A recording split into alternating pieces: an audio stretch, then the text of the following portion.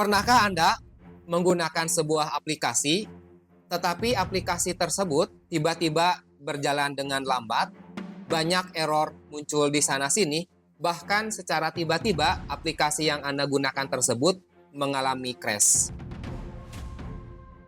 Atau Anda seorang developer yang tengah frustasi dikarenakan software atau program yang Anda buat tidak memenuhi standar performa yang telah ditentukan. Ini tidak bisa kita anggap sebuah hal yang wajar ataupun sebuah hal yang kecil, tetapi ini merupakan sebuah hal yang cukup sangat besar yang akan menghabiskan waktu, uang, bahkan reputasi dari bisnis yang Anda punyai. Tetapi teman-teman, faktanya biaya keseluruhan software itu ternyata lebih banyak ditentukan oleh kualitas atribut seperti performance, reliability, availability, dan maintenanceability.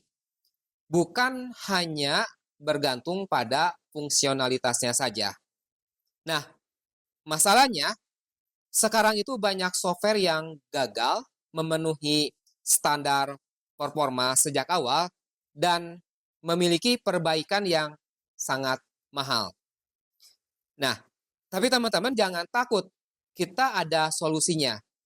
Terdapat sebuah pendekatan yang dinamakan sebagai software performance engineering, sebuah pendekatan yang memastikan performa software yang kita buat optimal sejak awal pengembangan.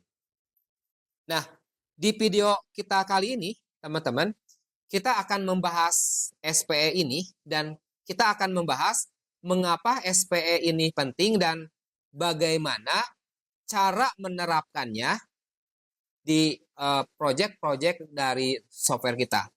So, teman-teman, tonton video kita kali ini sampai habis.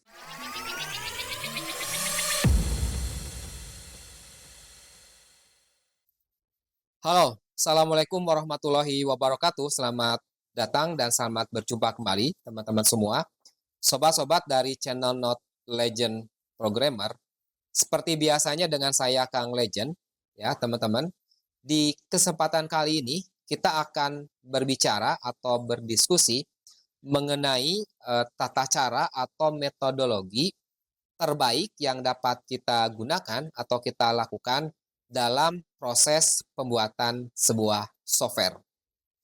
Judul kita kali ini, teman-teman, adalah Software Performance Engineering. Yuk, kita mulai pembahasannya.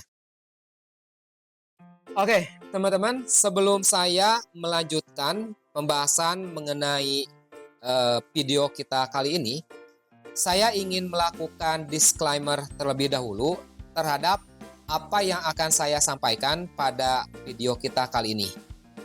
Nah, dikarenakan video yang akan saya jelaskan ini merupakan suatu hal yang berhubungan dengan proses atau metodologi dalam pembuatan sebuah software atau tata kelola pembuatan software, maka saya yakin akan terdapat banyak pro dan kontra terhadap apa yang akan saya sampaikan.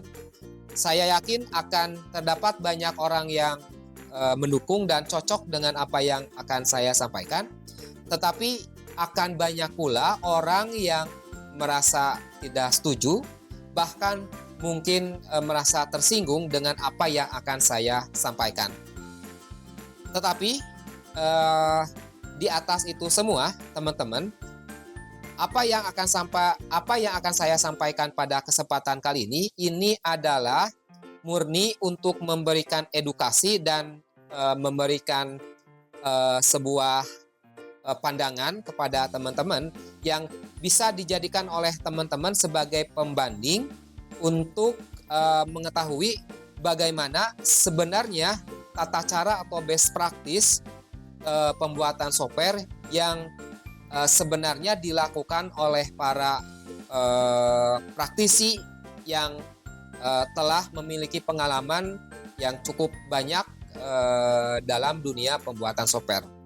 saya akan menjelaskan kepada teman-teman sebuah metodologi yang sebenarnya ini dilakukan oleh perusahaan-perusahaan besar seperti Google, Facebook, Microsoft, dan perusahaan-perusahaan tech company lainnya. Oleh karena itu, teman-teman, silakan teman-teman memahami, silakan teman-teman mengkajinya. Apabila ada sesuatu hal yang ingin teman-teman nanti diskusikan, silakan untuk memberikan komentar di video kita kali ini. Baik teman-teman, mari kita mulai penjelasan kita mengenai software performance engineering ini. Kita awali pembahasan kita kali ini dengan mengetahui mengapa software performance itu sangat penting. Nah, di beberapa minggu yang lalu, ya, dunia persoftwarean di jagat Indonesia dihebohkan dengan sebuah informasi yang cukup sangat mencengangkan dan ya saya sendiri agak menyayangkan, yaitu mengenai sebuah software yang lumayan sangat mahal, ya, mencapai harga 1 triliun rupiah, tetapi ternyata memiliki performance dan kualitas atribut yang lainnya yang cukup sangat mengecewakan. Khususnya mengenai performance ini, aplikasi yang disebutkan tadi ternyata ketika kita coba, ya, dicoba oleh para usernya, eh, performance yang dimiliki itu benar-benar sangat tidak diharapkan. Aplikasinya mulai dari aplikasi untuk masuk ke halaman utama sampai dengan berbagai macam proses itu benar-benar di luar ekspektasi atau di luar harga yang disematkan, harga development yang sampai mencapai 1 triliun tersebut. Nah, ini tuh bisa diakibatkan oleh mereka, satu, mungkin memang merasa bahwa software yang mereka buat itu aman-aman saja, sehingga saya yakin mereka itu tidak pernah melakukan performance test sama sekali, atau mungkin juga bisa saja mereka itu mengetahui bahwa software performance itu harus dilakukan, tetapi dikarenakan sebuah target atau deadline, mereka sengaja melewatkan pengetesan yang harusnya dilakukan. Nah, dengan demikian, apabila kita memiliki sebuah software yang kita tidak pernah melakukan performance test sama sekali, maka kita itu benar-benar buta terhadap performance dari aplikasi kita. Baru naik ke production saja, kita itu tidak tahu apakah dengan satu user juga aplikasi kita itu aman, ya, atau aplikasi kita itu baru tidak aman atau performanya menurun ketika sudah mulai diakses atau digunakan oleh banyak user. Dalam artian concurrent-nya meningkat. Nah, kalau kita tidak pernah melakukan tes performance sama sekali, maka kita itu tidak mengetahui hal-hal tadi. Maka dengan demikian, daripada kita nanti kemudian hari menjadi kecewa dengan software yang kita buat, ataupun mungkin usernya itu kecewa terhadap platform yang kita buat, maka kita itu harus benar-benar melakukan tes performance minimal sebelum aplikasi itu naik ke production. Nah, ini merupakan pendekatan yang umum yang biasa dilakukan. Nah, saya sendiri, teman-teman, ceritanya 10 tahun yang lalu melakukan tes performance juga terhadap sebuah service yang kita kerjakan yang akan naik ke production. Nah, waktu itu kita juga, ya, saya dan tim itu sudah aware dan merasa yakin dan butuh bahwa service yang akan kita rilis ke production itu kita harus mengetahui performanya sejauh apa. Nah, oleh karena itu, pada kesempatan tersebut, saya dan tim melakukan tes performance. Nah, ini tuh sebenarnya mungkin sesuatu hal yang sebuah eh, takdir ya, bukan hanya kebetulan. Nah, di tengah-tengah saya waktu itu melakukan tes performance, ya, memang secara teknis, metodologi melakukan tes performance itu, ya saya sudah punya pengalaman dan memang sudah punya ilmunya yang cukup lumayan lah. Nah, tetapi di tengah-tengah ketika saya melakukan tes, ya saya menemukan sebuah artikel yang waktu itu sebuah artikel yang agak beda, tentunya berhubungan dengan tes performance itu. Nah, di sana disebutkan bahwa sekarang itu ternyata paradigma performance test itu tidak hanya harus melakukan tes sebelum naik ke production.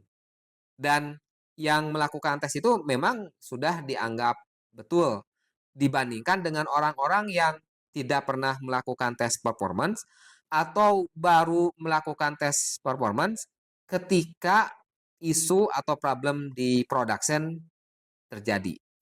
Ya, orang-orang yang tidak melakukan tes biasanya ketika mereka menemukan isu performance, baru mereka melakukan tes ya di production.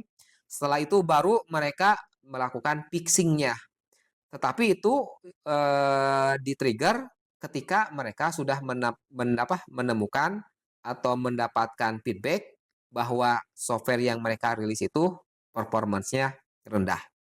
Nah, itu adalah salah satu pendekatan yang sangat buruk sekali. Kenapa? Karena mereka naik ke production itu tidak memiliki pengetahuan dan visibility performance dari softwarenya.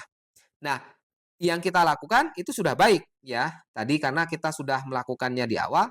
Nah, ternyata di artikel yang tadi saya sebutkan, yang saya temukan ketika saya melakukan tes, ternyata artikel tersebut menggeser tes performance jauh ke belakang. Jadi mereka itu menyarankan performance test itu dilakukan dan dirancang jauh-jauh hari sebelum pembuatan kode dimulai. Artinya, dari tahap desain, kita itu disarankan sudah memulai merencanakan performance test yang akan dilakukan. Nah, ini sebuah paradigma baru yang merubah dari awalnya performance testing menjadi performance engineering. Nah, inilah pendekatan baru yang saya rasa saya sendiri pada waktu itu belum tahu dan ya saya yakin kita harus merubah paradigma, jangan hanya mengetes itu ketika mau naik ke production. Kita harus merencanakan dari awal. Nah, di artikel tersebut dijelaskan ya dan yang nanti akan kita jelaskan di beberapa page selanjutnya. Eh, Ternyata pendekatan yang dilakukan oleh ahli-ahli ini, di mana mereka mulai memikirkan dari tahap desain itu jauh lebih bagus dan jauh lebih tepat, serta dengan melakukan perencanaan dari awal itu kita itu sudah tahu bagaimana implementasinya untuk menghasilkan target performance yang diinginkan.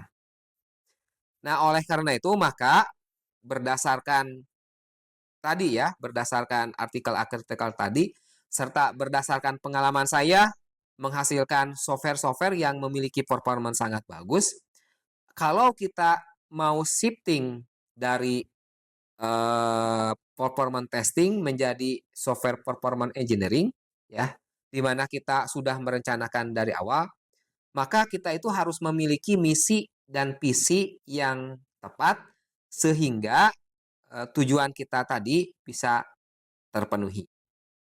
Nah, kita sendiri ya tahu ya tadi dijelaskan bahwa sebenarnya fakta biaya keseluruhan dari software itu ternyata tidak hanya bergantung pada fungsionalitas, tetapi banyak ditentukan oleh kualitas atribut tadi ya, performance, reliability, availability, dan maintenanceability. Nah, performance ini ternyata sangat penting.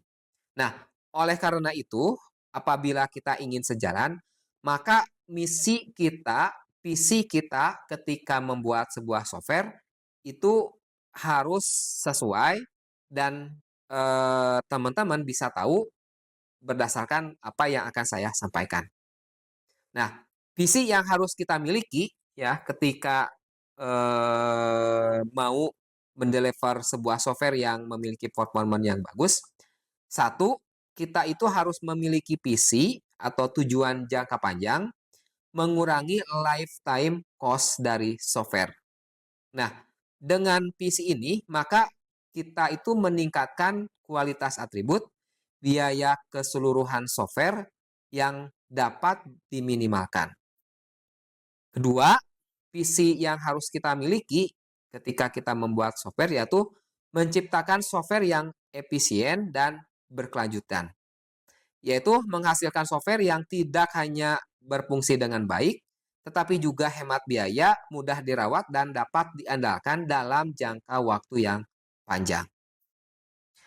Nah, itu adalah visi yang harus kita miliki ketika kita ingin membuat software yang memiliki kualitas atribut khususnya performance yang sangat tinggi. Selanjutnya, dari visi tadi, bagaimana cara mengimplementasikan atau bagaimana misinya. Nah, misi dari kita yang harus kita miliki yaitu satu, kita fokus pada delivery functionality. Artinya, memastikan software dapat mengirimkan fungsionalitasnya, ya fungsionalitas yang diinginkan dengan tepat waktu. Artinya, tepat dengan waktu yang diharapkan, respon time yang diberikan. Jadi bukan hanya asal benar saja secara bisnis proses, tetapi kita itu harus bisa membuat sebuah layanan memiliki waktu pengiriman atau respon time yang sesuai yang telah kita tentukan. Itu misi pertama. Nah, misi kedua adalah mengoptimalkan kualitas atribut, yaitu visi kita yang dua tadi akan bisa terlaksana apabila kita menjamin aspek-aspek seperti performance, reliability, availability, dan maintainability menjadi prioritas utama. Jadi bukan hanya delivery aja, maksudnya bukan hanya tepat waktu rilis ke production saja, tetapi secara fungsional respon time-nya memenuhi target yang telah ditetapkan. Kedua, ya tadi kita bisa mengoptimalkan atribut-atribut elitis tadi.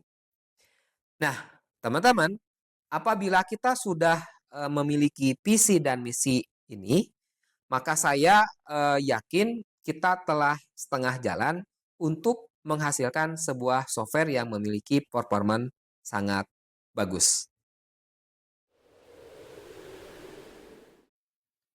Oke, teman-teman, selanjutnya apa sih yang dimaksud dengan software performance itu? Nah, software performance ini mengacu pada sejauh mana sebuah software atau komponennya mampu memenuhi tujuan terkait waktu, seperti kecepatan respon dan efisiensi pemrosesan data. Singkatnya, ini adalah tentang seberapa baik software bisa bekerja sesuai dengan harapan pengguna atau harapan user, terutama dalam hal kecepatan dan ketepatan. Nah, jadi yang dimaksudkan dengan kemampuan software memenuhi tujuan ketepatan waktu, ini lebih diartikan sebagai bagaimana si software tersebut bisa merespon, bisa memproses data yang masuk ke server. Selanjutnya, ya teman-teman, software performance ini mencakup kemampuan software tentunya untuk menyelesaikan tugas dalam batas waktu yang diharapkan. Ini misalnya ya, Misalnya ketika kita menggunakan aplikasi, kita tentu ingin aplikasi tersebut merespon dengan cepat, bukan? Nah, inilah yang dimaksud dengan ketepatan waktu tersebut. Software yang performanya baik ini akan mampu menyelesaikan tugas-tugasnya dengan efisien dan tentunya tepat waktu. Lalu, parameter pengukurannya seperti apa? Untuk mengukur performance sebuah software, ada beberapa parameter yang bisa kita gunakan. Pertama adalah waktu respon atau respon time, yaitu waktu yang dibutuhkan oleh sistem untuk merespon sebuah permintaan atau event. Kedua, parameter yang sering digunakan adalah throughput, yaitu jumlah tugas atau transaksi yang dapat diselesaikan oleh sebuah sistem dalam satuan waktu tertentu. Ini misalnya satuan dari throughput adalah transaksi per detik atau transaksi per menit. Selanjutnya, ini terdapat dua dimensi penting di dalam software performance. Pertama adalah responsiveness, ya, yaitu kemampuan sistem untuk memenuhi waktu respon yang diinginkan. Contohnya, seberapa cepat aplikasi e-commerce menampilkan hasil pencarian produk. Dan kedua adalah scalability, yaitu kemampuan sistem untuk menangani peningkatan beban kerja tanpa menurunnya performa. Jadi, apabila si server ini usernya meningkat, nah respon time-nya itu harus tidak menurun, bahkan harus tetap. Nah, inilah yang dimaksud dengan scalability yang baik.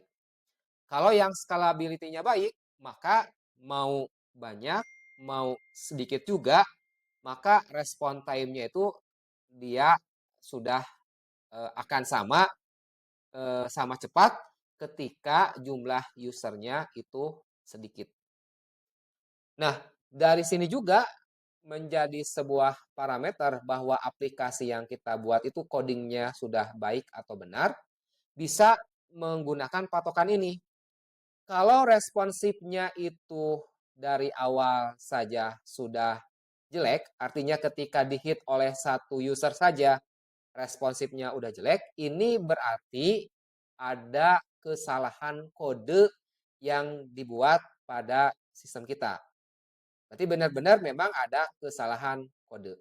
Nah, kalau responsifnya ini berkurang ketika jumlah usernya banyak, nah ini berarti ada kesalahan di proses scalability. Atau mungkin lebih tepatnya, cara handle concurrent datanya tidak baik. Nah, ini akan berhubungan nanti dengan cara coding seperti thread yang digunakan atau bagaimana cara kita menyebar beban dari menyebar beban yang datang ke server. Nah, di sini dari sini aja kita sudah bisa mengetahui apakah kode yang kita buat bagus atau jelek. Nah, selanjutnya contoh praktis. Nah, contoh praktisnya pertama ya, misalkan aplikasi perbankan. Di sini responsif untuk aplikasi perbankan itu diukur dari waktu yang dibutuhkan untuk merespon transfer uang. Sementara scalability-nya dilihat dari kemampuan aplikasi untuk menangani ribuan transaksi bersamaan. Ya, terutama misalkan ketika terdapat promo besar gitu. Kedua, contoh praktis yaitu aplikasi e-commerce. Responsifnya di sini dilihat dari kecepatan menampilkan halaman produk, ya, salah satunya. Sedangkan scalability-nya diuji saat platform e-commerce tersebut harus menangani lonjakan pengunjung selama event seperti Black Friday. Nah, kalau ketika event responsifnya tetap sama, nah berarti memang kualitas atributnya sudah bagus. Nah, dari sinilah kita bisa tahu. Jadi, kita tahu kenapa software performance ini benar-benar penting.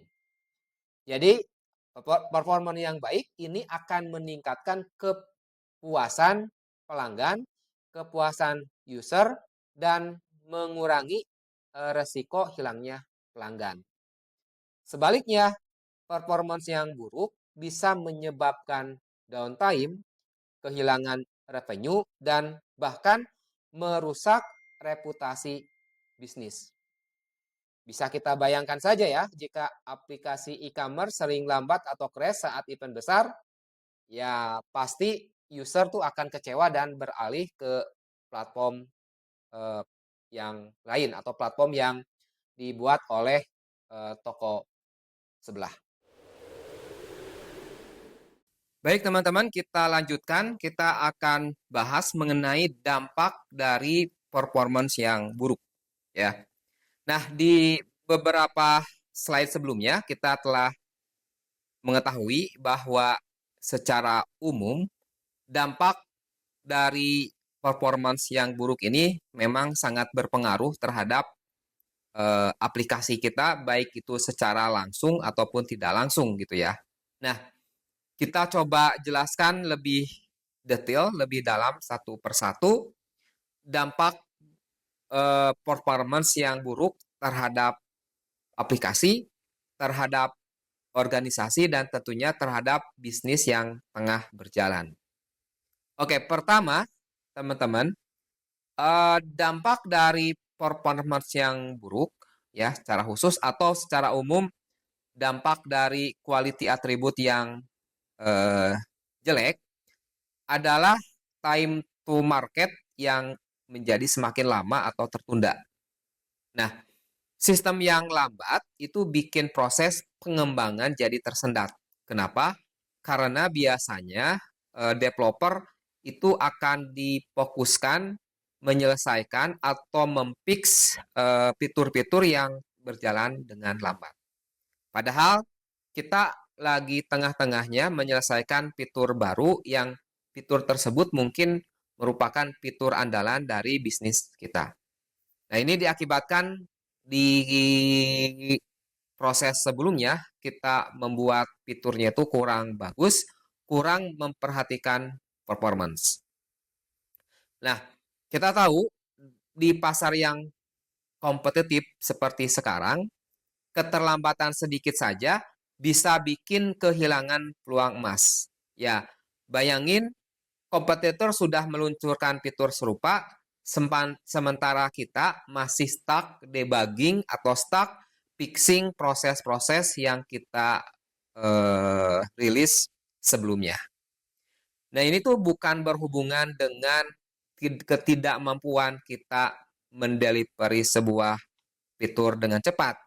Sebenarnya ini lebih kepada bahwa kita merilis sebuah fitur ternyata terlalu memikirkan kecepatan tanpa melihat kualitas atau tanpa melihat performance yang diinginkan. Fitur benar dia rilis ke production dengan cepat, tetapi menyisakan banyak PR sehingga proses-proses selanjutnya itu menjadi terhambat. Di awal mungkin seperti terlihat cepat, tetapi di proses-proses sebelumnya kita banyak PR yang harus kita benarkan. Kenapa? Karena ya produk kita itu awal seperti cepat rilis ke production walaupun banyak bug, walaupun banyak bolong gitu ya. Nah, kalau sudah rilis ke production, ya kita kan harus menjaga image dan memaintenance si user gitu ya. Ya mau tak mau yang sudah rilis itu harus kita benarkan. Itu pertama adalah time to market tertunda. Tertunda dikarenakan kita fixing bug yang dulu, fixing performance, ataupun memang kita diharuskan benar-benar menyelesaikan beberapa PR-PR tadi ya yang sifatnya menjadi blocking proses. Kedua adalah biaya yang membengkak dan revenue yang hilang. Nah, perlu kita ketahui performance yang buruk itu akan bukan cuma bikin frustasi, tetapi membuat juga kantong bolong. Jadi downtime atau sistem yang lemot itu bisa bikin pelanggan kabur. Kenapa ya? Dia bosan gitu ya, menunggu sebuah proses itu lama, bahkan dia itu ada ketakutan dengan proses yang lama, transaksi yang dia jalankan itu tidak terganggu atau terjadi kesalahan. Selain itu, belum lagi biaya operasional biasanya yang membengkak karena infrastruktur yang tidak efisien. Nah, yang paling parah adalah konversi bisnis. Turun drastis karena pengalaman pengguna yang buruk tadi ya. Jadi pengalaman pengguna buruk berarti yang transaksi juga berkurang, bahkan user-user kita yang awalnya menggunakan platform kita pindah ke platform orang lain. Jadi biaya membengkak, revenue-nya itu malah menguap. Itu kedua ya, dampak buruk dari performance yang jelek. Ketiga, ini adalah produktivitas menurun, relasi customer rusak. Nah, seperti yang dijelaskan tadi dengan di bagian mengenai time to market tertunda. Nah, developer yang seharusnya fokus bikin fitur baru, sekali lagi malah sibuk nge-bug atau nge-fixing bug yang ada, ngatasi bottleneck tadi. Nah, dukungan pelanggan juga kebanjiran keluhan atau CS itu kebanjiran keluhan karena sistem yang tidak stabil. Nah, akibatnya sekali lagi kepercayaan pelanggan menurun dan conversion rate-nya itu melonjak. Ya, padahal mempertahankan pelanggan itu lebih murah daripada mencari pelanggan baru. Jadi kalau berdasarkan informasi teman-teman saya di marketing atau di sales, mempertahankan pelanggan itu sebenarnya tuh lebih mudah daripada dia harus penetrasi mencari klien atau user baru. Yaitu informasi dari mereka ya, marketing, bukan saya yang tahu. Ternyata nyari pelanggan baru itu bukan suatu hal yang mudah dan bukan suatu hal yang murah gitu.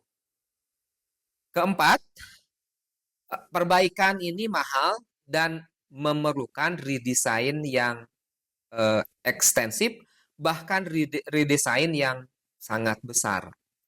Nah, ini yang paling serem, teman-teman. Kalau masalah performa ini tidak diatasi dari awal, nah, perbaikan itu bakal mahal banget. Bisa sampai perlu redesign besar-besaran, kayak refactoring ataupun migrasi sistem. Jadi bayangin, waktu dan sumber daya yang harus dipakai untuk inovasi malah habis buat nge-patch sistem yang bermasalah. Rugi waktu, rugi tenaga, dan rugi duit. Nah, berdasarkan pengalaman saya sendiri, kalau performance buruk itu kadang tidak cukup kodenya kita perbaiki, teman-teman. Kadang 90% ternyata kalau performance buruk gitu ya, udah benar-benar buruk, kita itu harus rearsitektur. Nah, ini yang jarang diketahui gitu. Salah satu contohnya aja, kalau sistemnya monolit ingin meningkatkan performance, susah untuk dikembangkan. Maka rata-rata menggunakan metode migrasi dari monolit ke microservice. Ini bukan berarti microservice-nya langsung fixing sebuah proses menjadi cepat. Tetapi dengan microservice, kita memiliki kemungkinan bisa menghasilkan produk yang bisa kita tune, kita improve performance-nya jauh lebih mudah. Jadi nge-improve sistem monolit mengenai performance itu lebih sulit daripada improve performance pada sistem microservice. Bahkan ya dari segi harga juga improve performance microservice itu kita bisa fokus di service-service apa saja ya. Seperti yang telah saya sampaikan di beberapa penjelasan mengenai microservice, yaitu kelebihannya itu bisa fokus melakukan scalability pada service-service tertentu, tidak harus semuanya. Kalau monolit ya scaling semuanya gitu ya. Mau ditingkatkan skala secara vertikal horizontal juga, scaling secara vertikal juga. Kalau monolit itu tuh semua, kalau microservice bisa pilih satu demi satu tergantung kebutuhan. Jadi itu bahwa performance yang buruk itu perbaikannya mahal, memerlukan redesign yang sangat besar, bahkan hampir rata-rata perlu rearsitektur. Artinya ya perlu buat dari awal. Kenapa? Karena di rearsitektur dibikin arsitektur yang baru.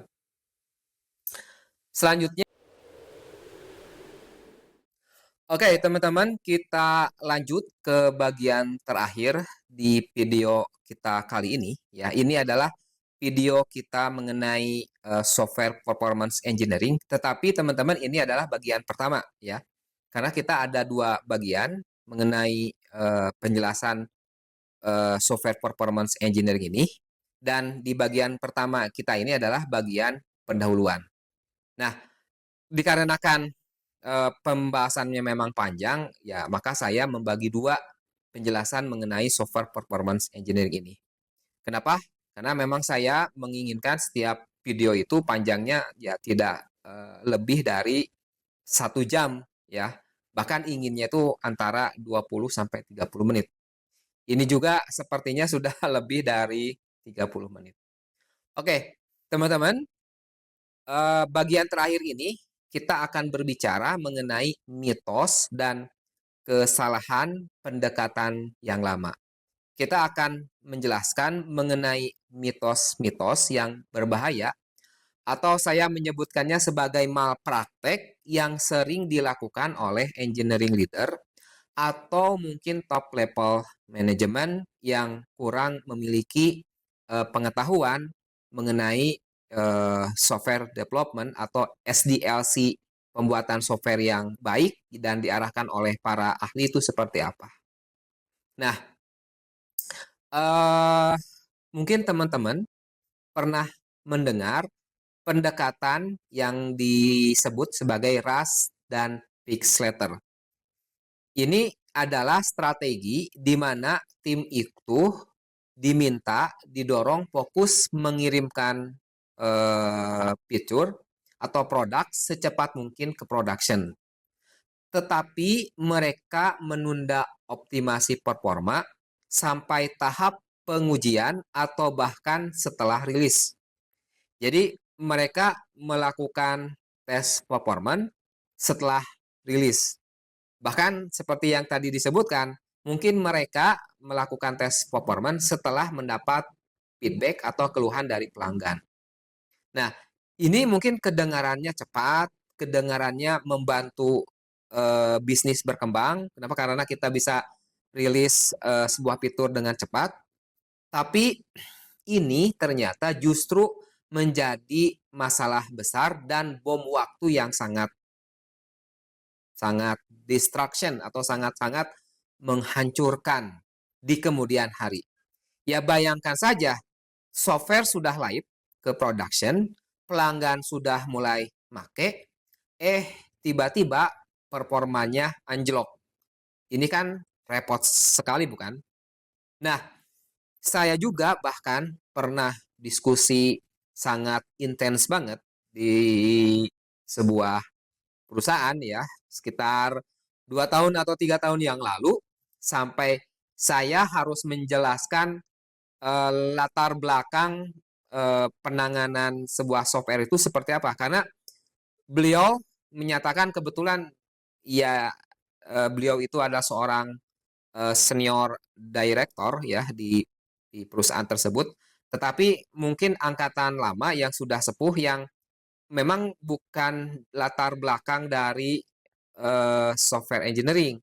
Dia latar belakang orang banking, Nah, kalau orang banking kan kita rata-rata tahu semua ya, eh, mengenai engineering proses yaitu agile metodologi saja, ke banking itu kan penetrasinya susah. Mungkin di tahun-tahun sekarang saja ya, beberapa tahun ke belakang saja, banking sudah mulai mengadopsi penerapan agile metodologi. Awalnya kan rata-rata di perusahaan perbankan itu mereka masih menggunakan waterfall. Jadi ya teman-teman pasti sudah bisa menebak pola pikir yang dimiliki oleh eh, orang tersebut, atasan saya waktu tersebut mungkin akan berbeda sekali dengan pemahaman yang kita pahami. Nah, sampai kepada diskusi bahwa beliau agree sih terhadap bahwa kita harus mengedepankan performance. Tapi dia bilang bahwa kita itu dalam kondisi yang tidak memiliki dana yang besar. Dia menganggap bahwa kalau kita melakukan pola pembuatan software yang mengutamakan kualitas daripada kecepatan memerlukan dana yang cukup besar. Saya sih sempat sempat tersenyum dengan penjelasannya. Kenapa? Karena ini merupakan jawaban yang merasa kalau kita menerapkan proses pembuatan software yang mengedepankan quality itu membutuhkan dana yang besar. Sedangkan perusahaan dalam kondisi tidak memiliki dana yang besar dan ingin cepat-cepat mendapatkan revenue. Nah, waktu itu penjelasan saya menyebutkan, oh ini berarti Bapak masih belum paham mengenai konsep agile atau konsep-konsep yang dibawakan dalam Scrum metodologi. Dalam konsep agile itu kan kita itu mendeliver sebuah fitur ke production dalam proses yang sebagian demi sebagian gitu ya, dalam satu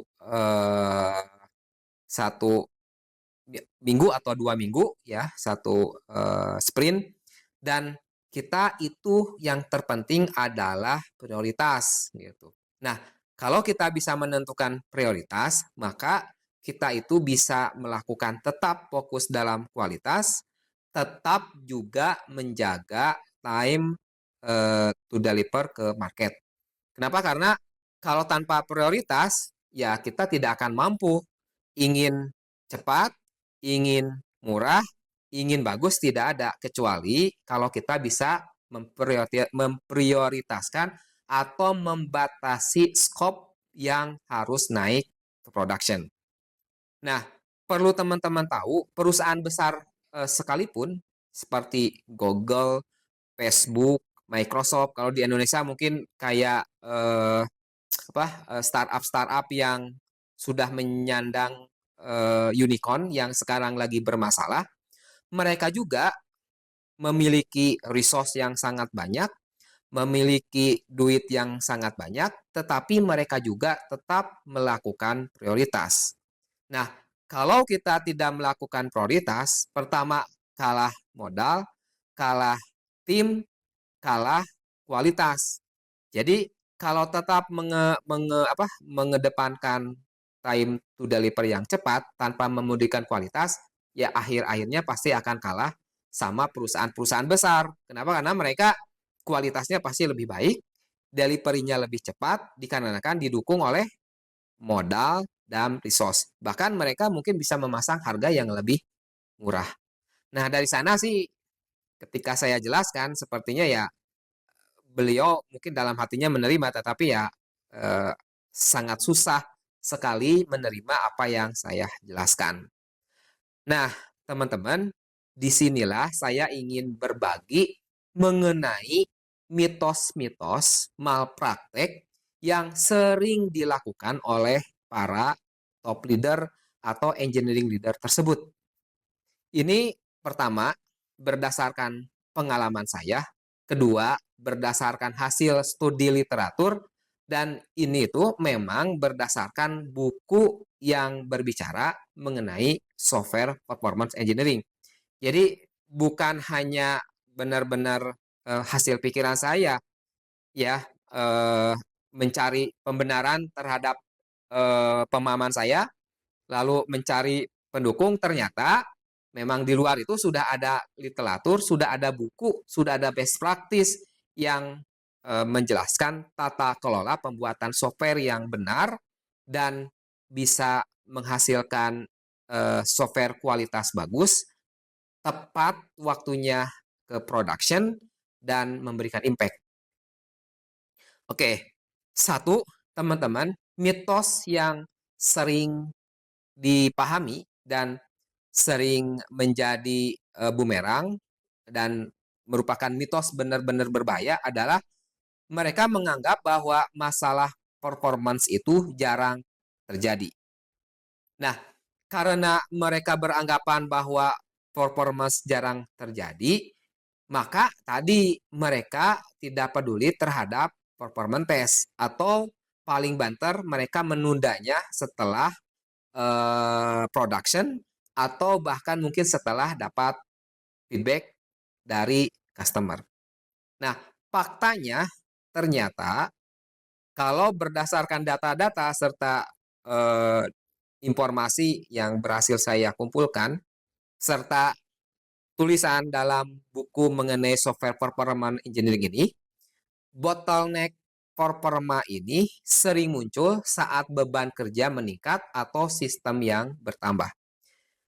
Artinya ketika concurrent dari usernya mulai tumbuh, nah disinilah bottleneck mulai terjadi yang berhubungan dengan software performance. Banyak software yang lancar di awal, tetapi langsung kolaps hanya dengan user di bawah 100.000.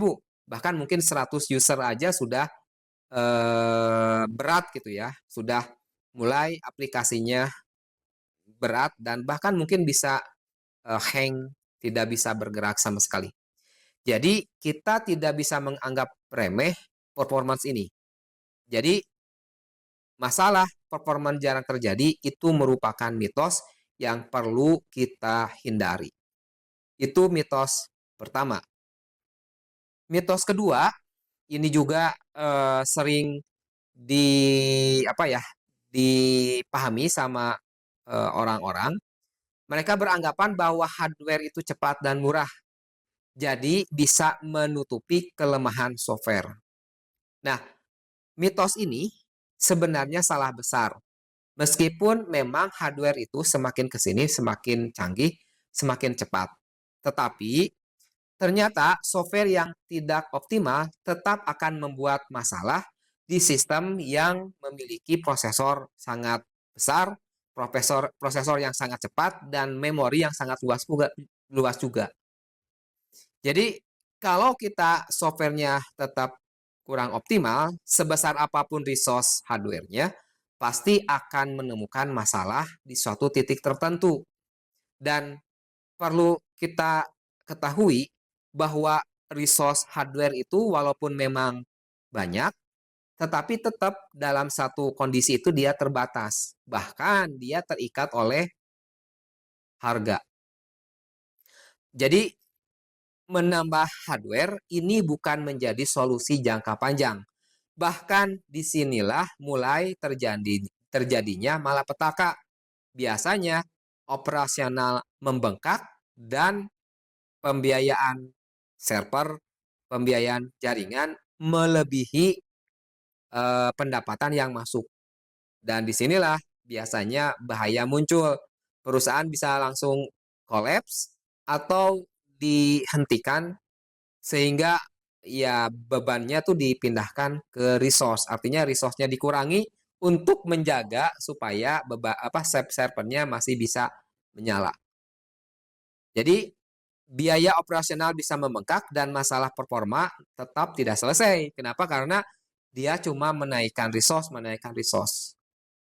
Oke, jadi kedua, teman-teman, hardware cepat dan murah jadi menutupi kelemahan software itu tidak benar. Ini merupakan mitos atau cara pola pikir yang berbahaya. Jadi kalau teman-teman punya bos, punya atasan yang seperti ini, sebisa mungkin diperbaiki, dikasih masukan Kalau tetap ngeyel, tidak mau, saya sarankan sih untuk ditinggalkan saja yang memiliki pandangan seperti ini.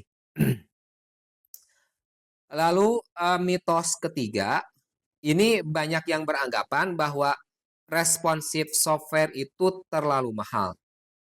Jadi mitos ini tuh mereka beranggapan karena untuk membuat responsive software itu butuh tim yang lebih banyak, maka mereka menganggap bahwa cost development-nya itu mahal.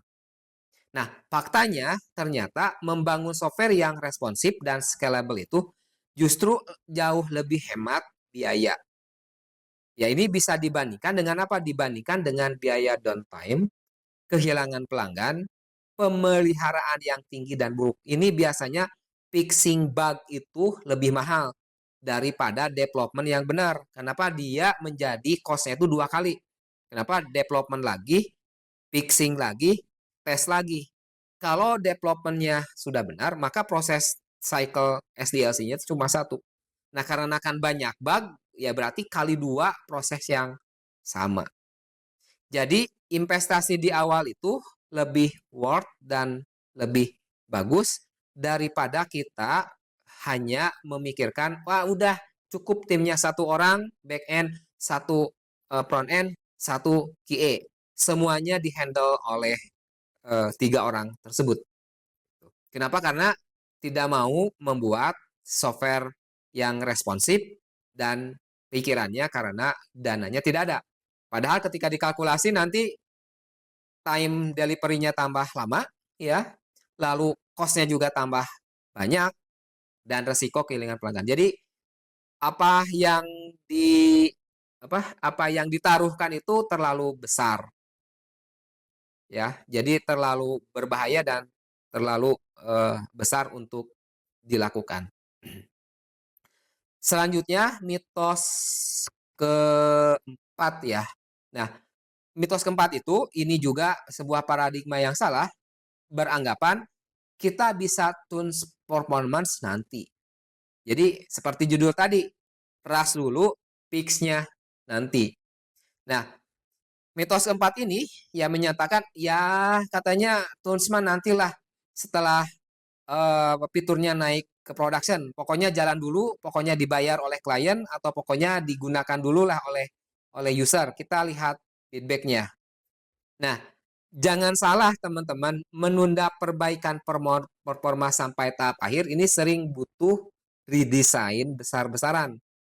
Seperti saya sebutkan, kadang bahkan hampir di atas 80% kalau kita berhubungan dengan performance itu tidak bisa di fix dengan hanya refactoring.